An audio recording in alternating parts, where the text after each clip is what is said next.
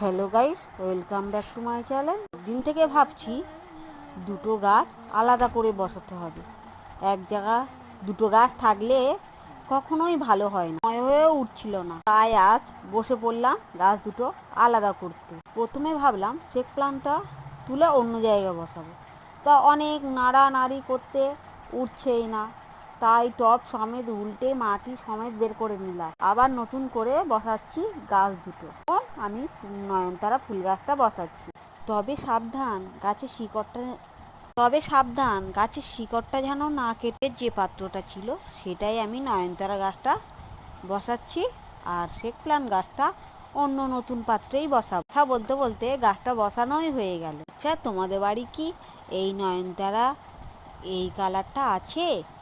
আমার কাছে তো 3 রকম কালারই আছে নয়নতারা, সে তো তোমরা দেখোছই। তার বাড়ি কি কি কালার আছে কমেন্ট করে বলো।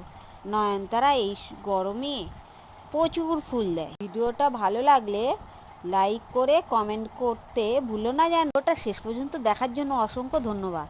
তোমরা সবাই অনেক অনেক ভালো থেকো। ধন্যবাদ সকলকে। দেখা হচ্ছে পরের ভিডিওতে।